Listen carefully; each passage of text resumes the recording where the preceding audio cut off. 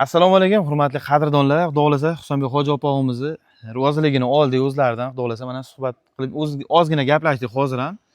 Bitta yaxshi ish boshladik, xudo xolasa o'zimiz xalqimizni, hamqishloqlarimiz manfaatli bo'lishi uchun, hamqishloqlarimizga manfaatli bo'lishi uchun chimyonimizni rivojlanishi haqida, chimyonimizni tarixi haqida, chimyonimizda o'tgan yoshi katta domlalar bor, ulamolar bor, to'g'rimi hoji opa? Shular haqida misol kim qanaqangi qiziqtirgan savollar bo'lsa, mana shu video kommentariyasiga yozib ketsalaring, xudo xolasa hoji oponing roziligini oldik biz.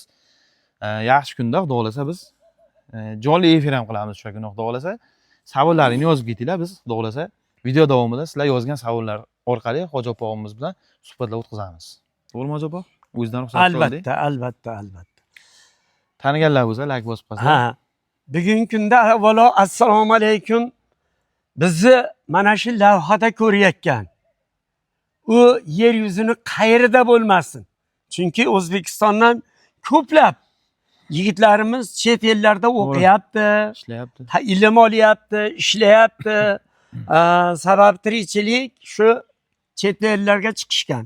O'sha joylarda ham bu lavhalarni nima qilishadi? Ko'rishadi. Xudo Bugungi kunda chimyonimiz Farg'ona viloyatining Farg'ona tumani So'lim Chimyon qishlog'i juda ham bir ob-havosi boshqacha. Ob-havolari tiniq. Boshqa begona bir tutunlar yoki boshqa narsalar yo'q. Sanoat korxonalari bizda yo'q. Faqat xalq tirikchiligi o'rik, uzumchilik bilan shug'ullanadi. Nazar tashlaydigan bo'lsak, chimyon. Bir xilgilar aytadi, eshoni qo'yda bobomiz dehqon bo'lgan, chiqib ashaqda qo'riq tomonda dehqonchilik qilganda ajriqni chimlaridan quritib shuni yoqqan ovdastasiga, qumoniga, choy qaynatganda chimyon bo'lib qolgan. Yo'q.